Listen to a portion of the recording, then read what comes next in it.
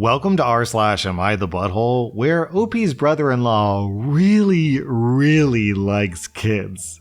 Am I the butthole for taking my girlfriend's dad to court? I'm a 19-year-old guy, and I've been dating my girlfriend, who's 18, for about a year. A couple of weeks ago, I got pulled over while driving home from her place, and just my luck, the officer who pulled me over was her dad. Although very awkward, he kept it purely professional, said that I was speeding, and gave me a ticket. Now, if I was speeding, this would have been perfectly fine, but the problem is, I wasn't. I have a dash cam that logs GPS and speed data, and I checked it as soon as I got home. It clearly shows that I was going under the speed limit the entire time. I told my girlfriend I was planning to fight the ticket in court. She got really upset and says it's going to cause a lot of tension with her family. She thinks I should just pay the fine and move on, even if I wasn't speeding. From my point of view, this isn't about her dad personally. It's purely about not wanting any marks against my license. She feels that by taking it to court, I'm basically accusing her dad of either lying or making a serious mistake, and that could put him in a really difficult position professionally and personally. She's worried this is going to cause a rift, not just between me and her dad, but possibly between her dad and her as well for being associated with me. I get where she's coming from, and I don't want to disrespect her dad or damage the relationship I built with him. Honestly, we've gotten along really well. He's a tough guy, but I respect him a lot, and I know he's just doing his job. I've never had a ticket before, and I pay for my own car and insurance. So something like this could raise my rates and stick with me, especially being so young. I'm not trying to be difficult, dramatic, or disrespectful, but I just don't think it's right to let something slide that could impact me long term, especially when I have clear evidence that I wasn't speeding. I'm still planning on fighting the ticket. I have the dashcam footage. I know I wasn't speeding. But my girlfriend is incredibly upset. She's been distant ever since I told her, and lately she's been barely talking to me. I can tell that she's really hurt and stressed about the whole thing. She keeps saying that I'm choosing a stupid traffic ticket over her and her family, which is technically true, but that ticket comes with a lot more than just a one-time fine. I don't want to take the blame for something I didn't do, so I've already pled not guilty, and I have the court hearing scheduled for a few weeks out. I think this is the right move by putting my future first. OP, to be clear, you're super justified. You are legally and morally in the right.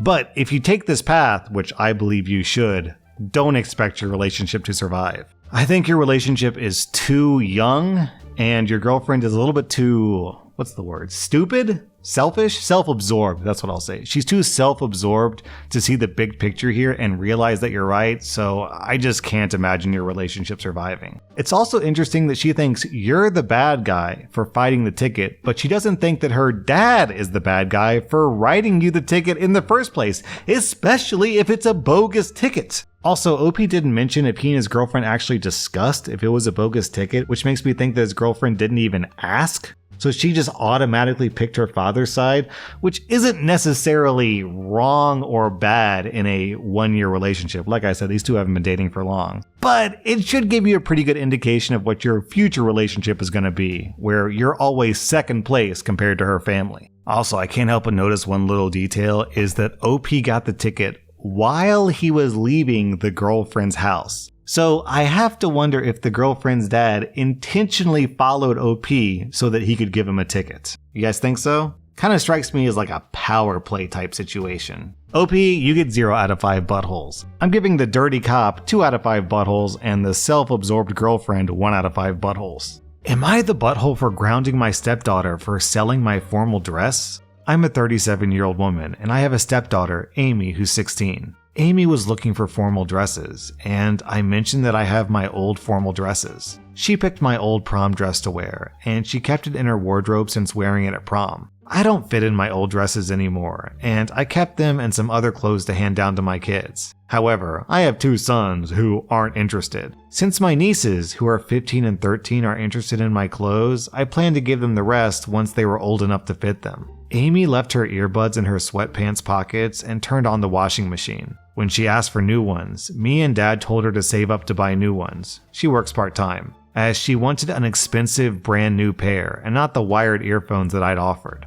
Amy went to stay with her mom, and when she got back, she had the new earbuds she wanted, so I asked if her mom had bought them for her. And she said that she resold my dress on a secondhand site and bought herself the earphones. The dress is 100% silk, one of a kind, and the brand doesn't exist anymore. I was really upset to hear she sold my dress without even asking. I confiscated her earbuds and told her I'd give them back when she repaid me the cost of what she sold the dress for. My husband thinks I'm being too harsh, as I wasn't explicit on whether I was lending or giving her the dress. Amy's gone to live with her mom since and thinks that I'm being unfair. I'm not sure if I've taken it too far and if I should stand my ground. The general consensus in the comments is that if anything, OP is underreacting, which I'm inclined to agree with because this is pretty close to theft. Not exactly, because there is the question of what OP said when she gave the dress, and it may have been ambiguous or misleading. But still, she's definitely old enough to understand that even if it was a gift, it was reasonable to say, hey, I'm thinking about selling this, are you okay with it? So I think the punishment is justified, OP.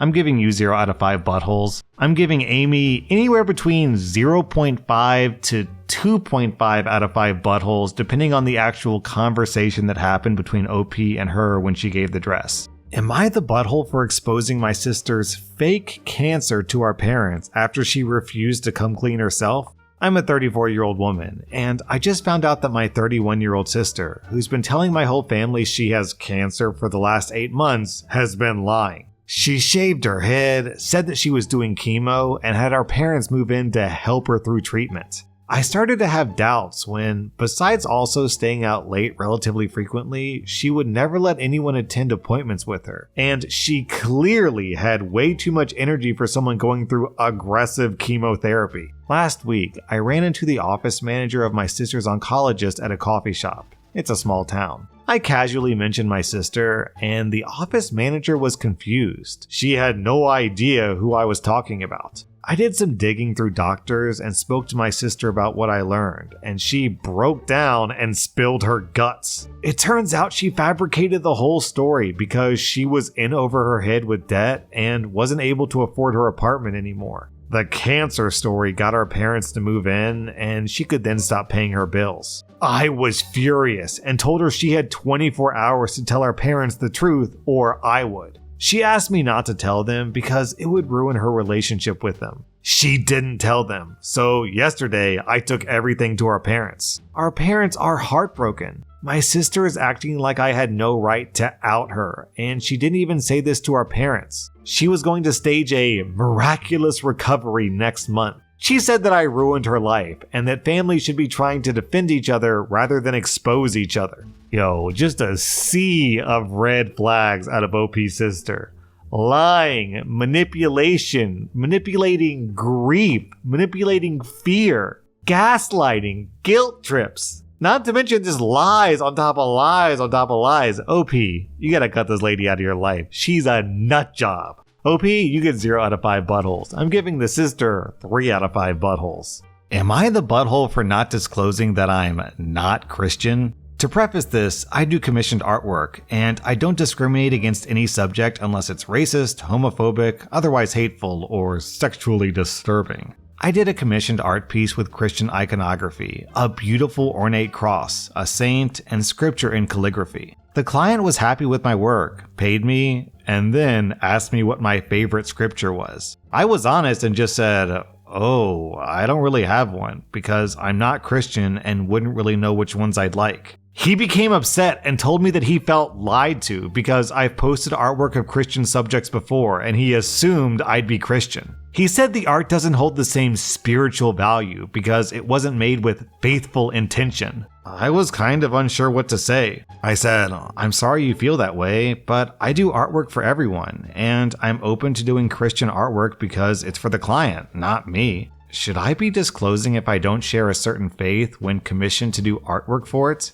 The artist who makes Dragon Ball Z doesn't fly around in the air and make his hair turn yellow and shoot laser beams out of his hands. It's okay to make artwork of stuff that you personally aren't a member of, in my opinion. And if the guy really has an issue with only commissioning Christians, then it's on him to verify, not on you to disclose. I'm giving you 0 out of 5 buttholes. I don't know if the other guy deserves a butthole score because this feels more of like a stupidity thing than a butthole thing. So I guess everyone gets 0 out of 5 buttholes. Am I the butthole for reporting my sister-in-law to her exchange student host program when she omitted her P-word husband from the application?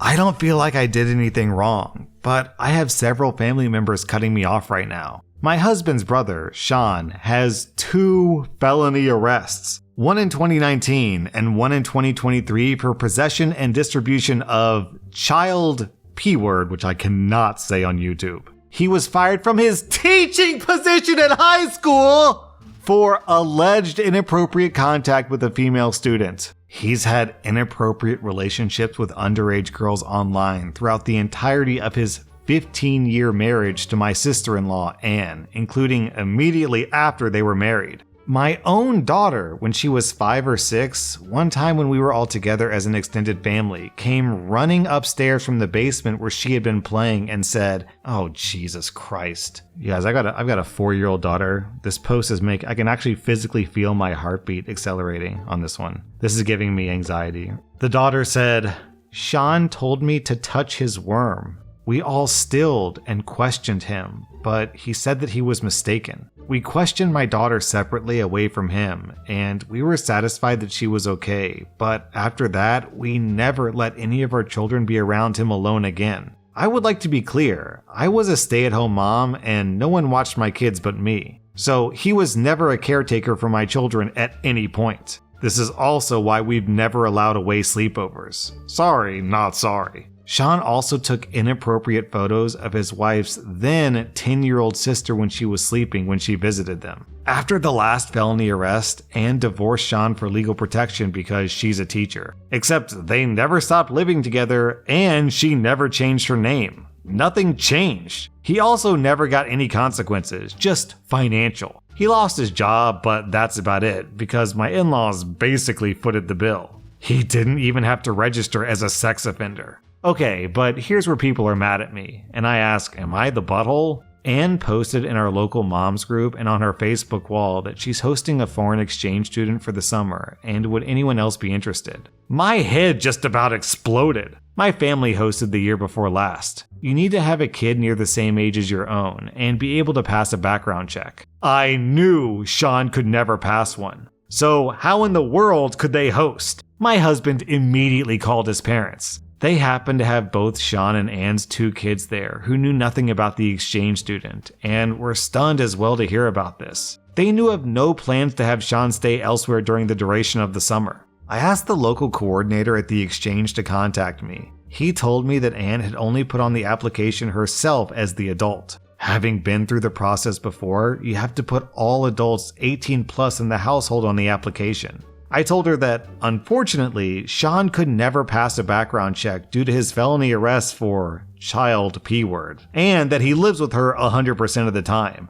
The coordinator was absolutely horrified and thanked me for letting her know. Today, Anne texted my husband and I, absolutely freaking out, accusing us of breaking her daughter's heart over losing the exchange student that she didn't even know of yesterday. Accusing me of hating Sean, being unchristian, hateful, petty. Along the way, I also found out that Anne is absolutely convinced that only immediate family know about Sean's arrests, as if public records don't exist, and that people forgot our last name and that the high school incident never happened. And my mother-in-law, Sean's mother, is disappointed that I didn't go to Anne first before going straight to the exchange student coordinator. I was also contacted by Anne's mother, who said, "Don't mess with my family." I've now blocked them all across all socials. So you know how when you're a kid, there's like 1 or 2 movies that you watch over and over and over, like every month you watch the exact same video because it's your favorite. Well, me and my brother, when we were kids, we loved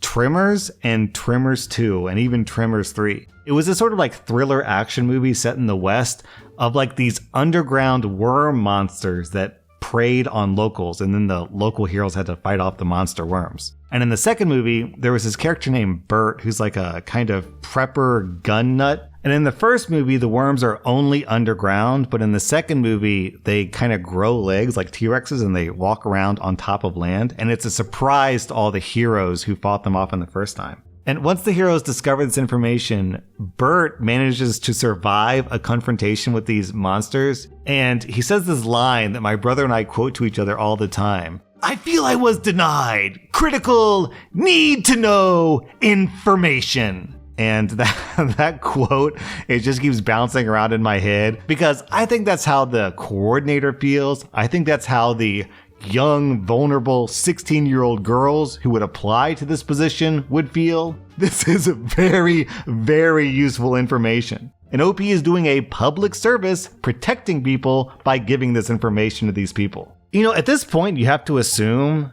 that the sister-in-law is actually condoning it. Like, maybe she has the fetish too? Because if you have a P-word husband, you don't go out of your way to forge documents and host a 16-year-old girl into your home thinking, oh, it's fine, he's totally reformed. No, man, she's into it. Maybe she's a P-word herself. She likes that her husband is doing it, or at the very least, tolerates it. Oh, there's a Tremors 5? That was rSlash Am I the Butthole. And if you like this content, check out my podcast where I publish the exact same episodes. Also, hit that subscribe button because I put out new Reddit videos every single day.